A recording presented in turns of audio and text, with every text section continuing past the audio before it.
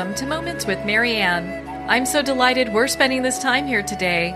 We have a very empowering show coming right up with special guest Renee Rosen, and she's here to share with us her new book, Park Avenue Summer. Now, wouldn't you like to just read a book that's touted as Mad Men meets The Devil Wears Prada? This is it. Renee is a best-selling author of historical fiction books. Her novels include Windy City Blues, White Collar Girl, What the Lady Wants, and Dollface, as well as her young adult novel, Every Crooked Pot. So let's welcome to the show, Renee Rosen. Thank you. What a pleasure it is to have you here. And gosh, you must be so excited. Everyone loves your new book. Oh, thank you. I am very excited to share this story with people. Well, I love what Pop Sugar had to say about your book, Mad Men Meets The Devil Wears Prada, and so why do you think you're getting that type of a response from your book? I think it's a subject that, is just appealing to people. It's light, it's fun. And, given the fact that we're, smack in the middle of the Me Too movement, I just think it's a good time for something like this. Well, why don't you share with our listeners what inspired you to write this book? So I had been binge watching Mad Men and just sort of fell in love with New York during the 60s. And my previous novels had been set in Chicago, and I knew I was ready to make a change, and I wanted to set a book in New York.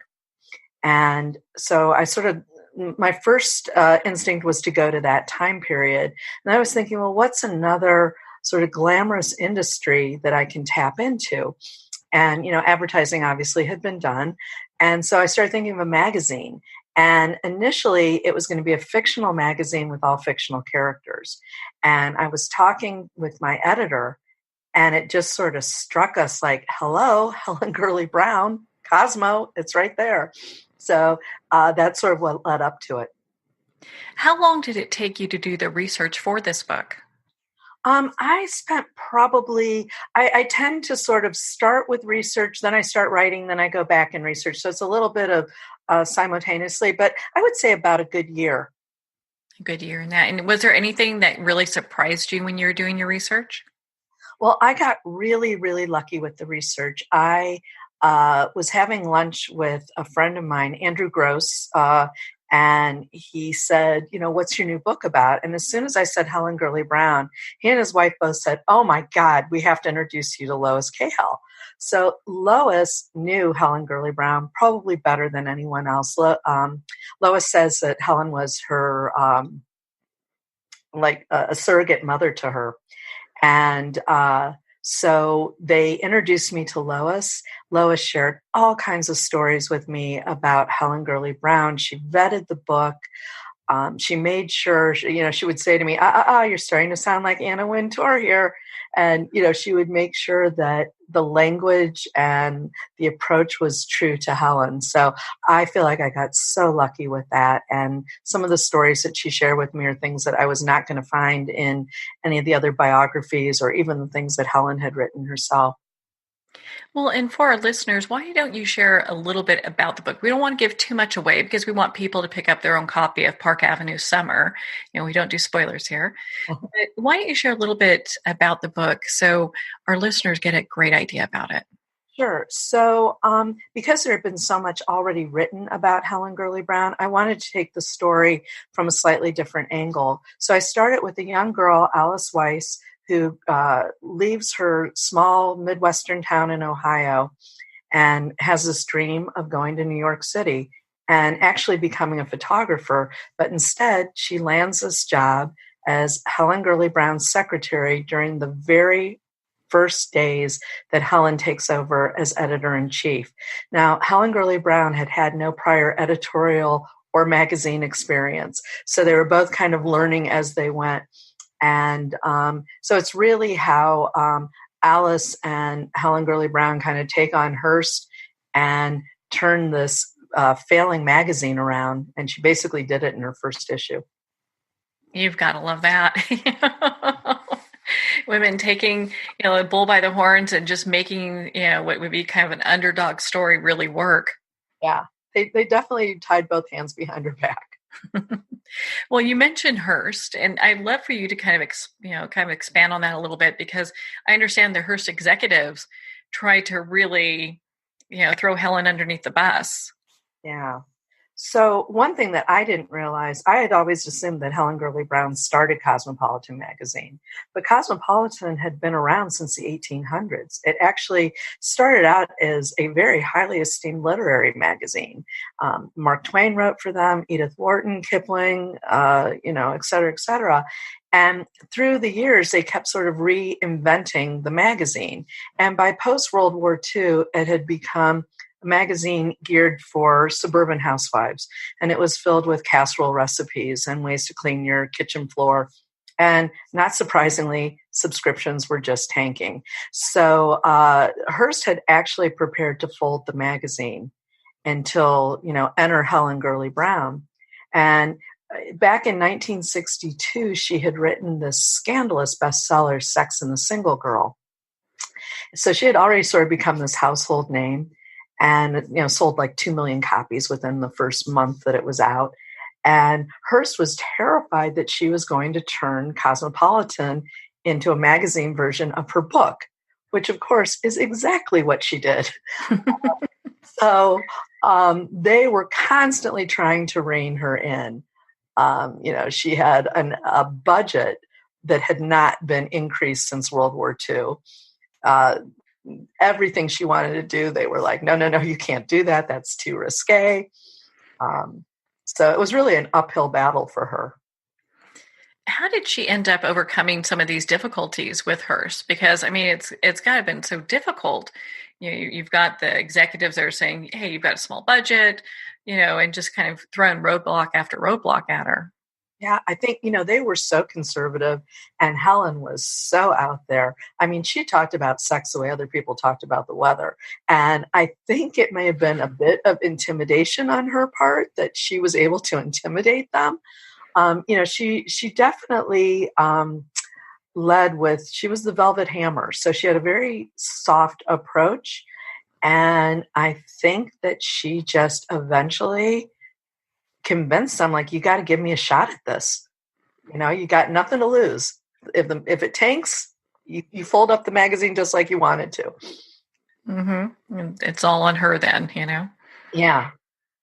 But she was just so smart, and her approach was she was very systematic about it. Everything's very logical in her mind. She planned everything out where people are kind of trying to figure out what she's doing there. Yeah. She's always 2 steps ahead of everybody. A real intelligent, savvy businesswoman. Definitely. Well, you mentioned Sex and the Single Girl. Where did that idea even come from? Well, now this is funny. So when she was 37, Helen married David Brown, who was a very accomplished Hollywood producer. And she had been working as an advertising copywriter. In fact, Mad Men's Peggy Olson was based on Helen Gurley Brown. And it was David Brown who said, "Helen, you are the most fascinating single woman I'd ever dated. You should really write a book about being single." And that's where Sex and the Single Girl came from. And, of course, nobody wanted to publish it. It was just, too out there. And they did find a publisher. And, all of a sudden she was a media darling. She was on, TV and radio, even though they wouldn't say the name of the book over the air. But the book's flying off the shelves and people want it. Yeah, absolutely. Oh my goodness, that is too funny. Well, and I understand that her husband really was really involved in some of the strategy in regards to the magazine. Oh, absolutely. And, before David Brown had gone to Hollywood, he had actually been an editor at Cosmopolitan in one of its various versions. And so he knew the industry inside out and backwards. He was the one that got her the job at Hearst. He basically went to Hearst and said, "Look, you got to give Helen a shot at this."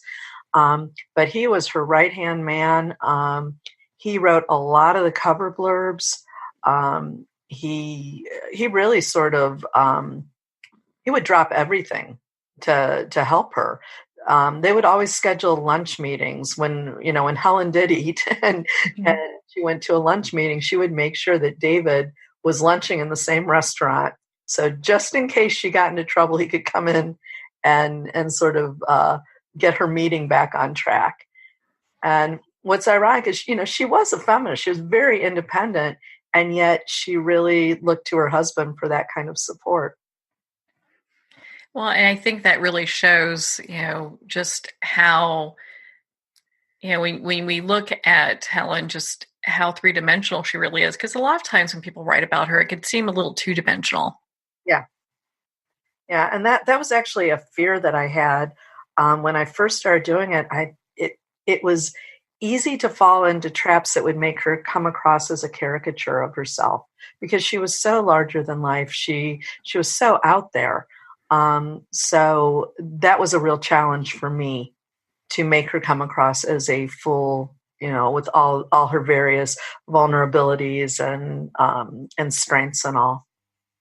Well, and I think when people look at strong business women, that's something that they fail to see. It's we can be vulnerable at the same time, but very strong and very powerful in the work that we do. Yeah, and she wasn't afraid to, admit when she was scared or, try some stuff. As many times as she was spot on, when she was off, she was really off the mark. Mm-hmm. I don't want to give too much away, but she had some ideas that maybe weren't so successful. But she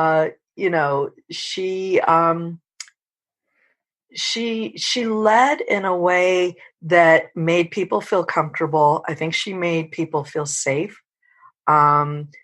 She wanted to bring out the very best in the writers that she brought on, the photographers. She really wanted people around her to shine. Yeah. Well, and I find it so fascinating is that when she authored her, Sex and the Single Girl, just how people were kind of leaving in droves from Cosmo. Oh yeah. They're like, I am not going to work for the woman that wrote that book. Yeah, not really putting it together that this is probably could be at that time one of the best things that happened for Cosmo. Oh, it saved Cosmo, and in many ways it saved Hearst. And she pretty much single-handedly changed the women's magazine industry. The face of women's magazines were never the same after that first issue hit. Yeah, she really just changed the whole narrative there. Yes, definitely. Well, in your book, and you also kind of talk about this in regards to Helen. She sent a memo to a female staff member, and I'd love for you to kind of share a little bit about that with us. Oh, are we talking about the B memo? Yes. So one of Helen's ideas was, because she knew sex sells, and she was all about, educating her girls, because she referred to her readers as her girls, about sex, and wanted to, serve all that up to them. And so she issued a memo to her staff, the female members of her staff, asking them to describe how they would like their breasts treated during lovemaking. And she saw this as, they were going to educate men everywhere on how to and how not to. And it was a confidential memo that got leaked to Women's Wear Daily. And it was one of the few times that got Helen screeching and running through the halls going, "There's a viper in the nest." Well, and it's interesting. People look, we look at our tabloids now and the magazines that we have now, and it wouldn't seem like that's really like a taboo topic. But at that time, we're looking at, this is the 1960s in New York. It's a whole different time, and women were, they weren't really, I don't know the best word, but they weren't really open about sex or sexuality. And so we're looking at just a different age and how she helped shape the women's movement as well. I feel like Helen opened the door on that conversation. Mm-hmm. because like I said, she didn't have the blush gene. I don't think she was capable of blushing, talk about sex very matter of factly. And, but I think she was one of the first people that really got the conversation going. And moving forward, when you were doing your research for this book, was there anything that really kind of surprised you, or something that you thought, gosh, I need to put this in the book, or maybe you just didn't have enough room? Because I mean, there's a lot of great information in this book. Yeah, I will share one thing that I could not fit in the book, but it's a story that David Brown had told many times. So David Brown had basically secured the position of editor-in-chief for Helen with Hearst. And Helen did not feel like she was up for the challenge. And he talks about, he woke up the night before her first day and she wasn't in bed.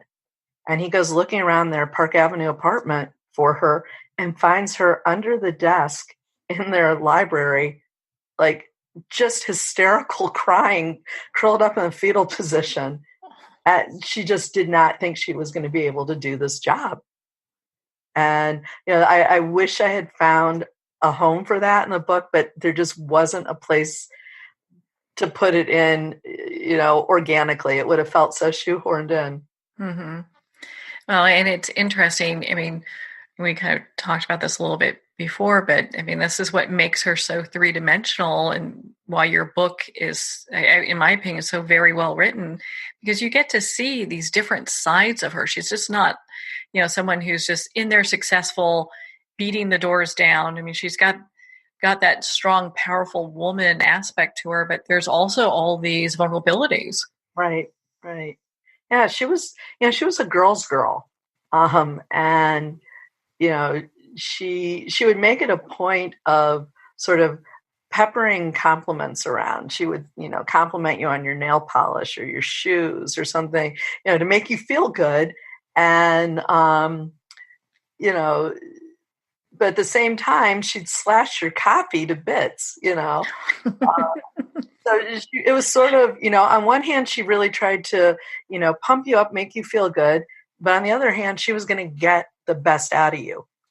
And however she had to do that was how she had to do it. Well, she probably made people, be their best in that regard, because it's like, hey, you've got to bring your best game here. Yeah. And Liz Smith, who worked at Cosmo for a long, long time, was so certain that Helen Gurley Brown was going to fire her. And, and Helen said, no, we just have to find the right spot for you. And then there were stories about Liz Smith walking out of her office with her copy just covered in red ink from Helen's pen. Oh, I mean, it's like heartbreaking at the same time. Well, and so as Helen's going through this journey, what are some of the other influencers that really impacted her life and her story? I think Helen, she grew up in the Ozarks, and her father had died when I believe she was 10 years old, in just sort of a freak elevator accident. And I think the lack of not having her father, losing him at such a young age, really shaped a lot of her views on men. And, David Brown was, I think he was about 10 years older than her, 8 years older than her. And so I think that definitely had an impact on her. Her older sister had polio and was bound to a wheelchair. And I think that really weighed on Helen, that she had to support them all, and, a little bit of, why was it Mary, why not me? But I think one of the biggest drivers in Helen's life absolutely was her relationship with her mother. And Helen really believed that Cleo, that was her mother, Cleo, just didn't think she was pretty. Did not always approve of all the stuff that came flying out of Helen's mouth, especially when, the Sex and the Single Girl, her mother was not really all in favor of that book. So there was a lot of friction between the two of them. They loved each other, but there was a great deal of friction there. And, I think that's what drove Helen into psychoanalysis and just a lifetime of insecurities about her physical appearance, about her weight, all that. I think it started with her mother. Well, it's interesting when you look at, just Helen, and I mean, there's so many women today that go through those same insecurities, and it could be from a very, your family members, your mom, or, very well-meaning teachers, or you name it. And so it's interesting how this story is so relatable for so many people. Yeah. And I do think that, I wish I could say that there was a female figure, role model in Helen's life as a young girl that sort of set her on this trail of, women's liberation, all that. But it just literally came out of Helen. She was ready to move that forward, huh? Yeah. And I couldn't find any one piece of what jump started that. That's just who she became. Well, I understand she also had celebrities that were influencers in her kind of sphere. Well, certainly because of David Brown, she knew a lot of big time actors. Like when they made the film version of Sex and the Single Girl, which literally had almost nothing to do with her book other than the title, it starred Natalie Wood, Tony Curtis, Henry Fonda, and Lauren Bacall. And I mean, that's a lot of star power there. And hard to believe that those four people could come together and make a truly bad picture. But we watched it and it does not hold up, I gotta say. But total slapstick and but that put her, she became a celebrity in her own right as a result of that book and then the movie. By the time she went to Cosmo, she was pretty much a household name. And Cosmo was pretty lucky to have her at that time. Absolutely. Though they didn't see it that way. So I understand one of the celebrities also that had a little influence was Hugh Hefner. Ah, yes. Thank you for mentioning that. So Hugh Hefner, she kind of had this vision that Cosmo would be the Playboy for women. And so she really studied Playboy. And, I think that initially when she wanted to start a magazine, they went to Hugh Hefner.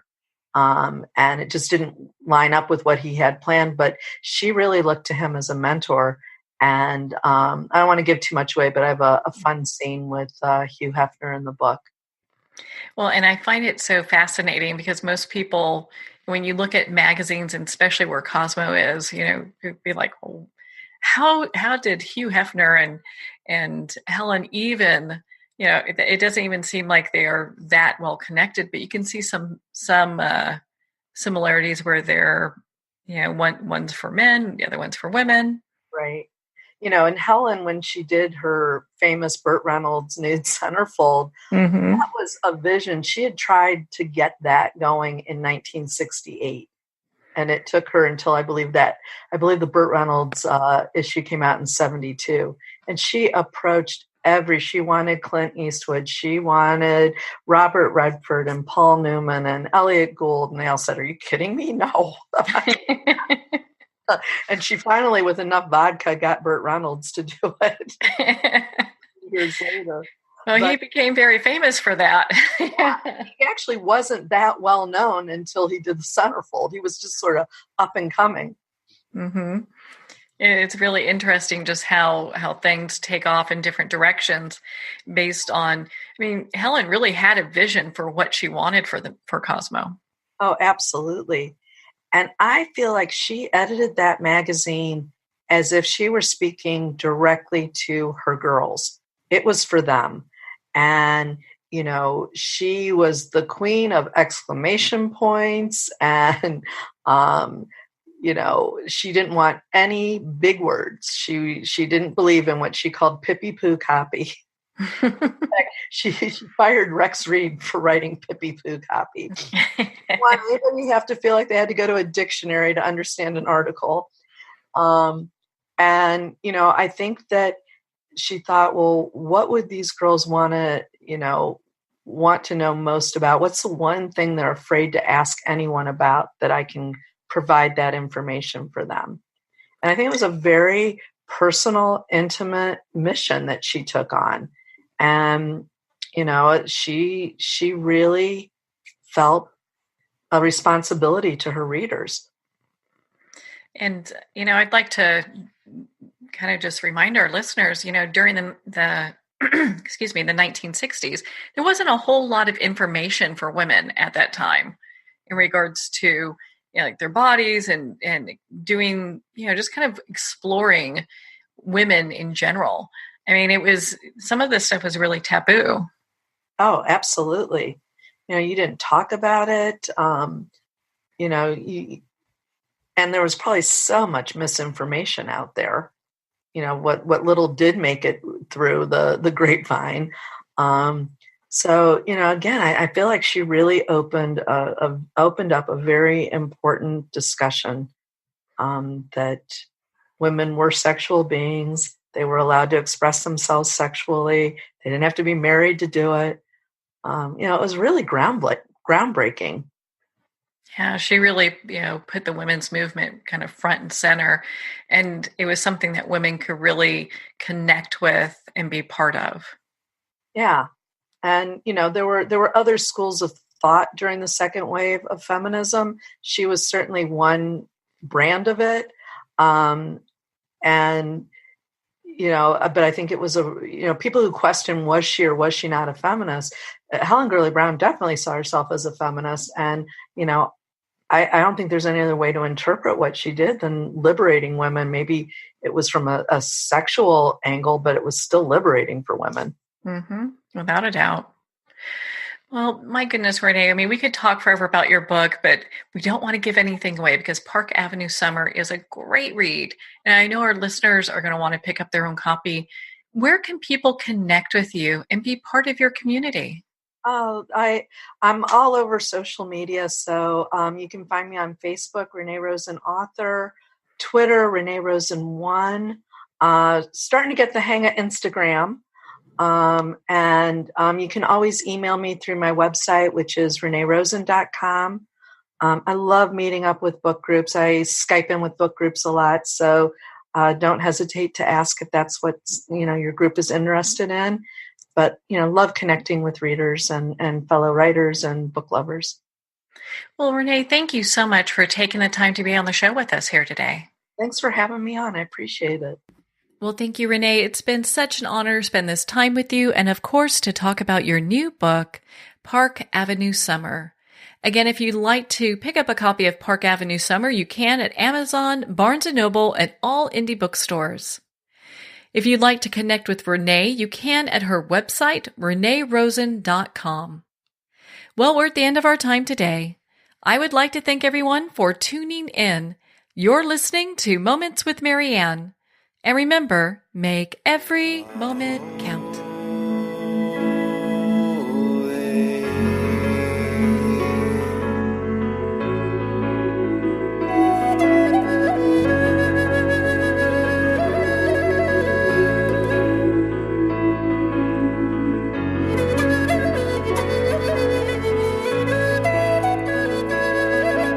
In a single moment, your life can change. Moments with Marianne is a transformative hour that covers an endless array of topics with the best of the best. Her guests are leaders in their fields, ranging from inspirational authors, top industry leaders, and business and spiritual entrepreneurs. Each guest is gifted and a true visionary, a recognized leader in her own work, and while teaching others to develop, refocus, and grow, Marianne will bring the best guest and sometimes a special surprise. Don't miss this. You never know just which moment will change your life forever. Moments with Marianne airs every Sunday, Monday, Thursday, and Friday at 8 p.m. Eastern and 5 p.m. Pacific Time. Make sure to tune in and visit momentswithmarianne.com for more information.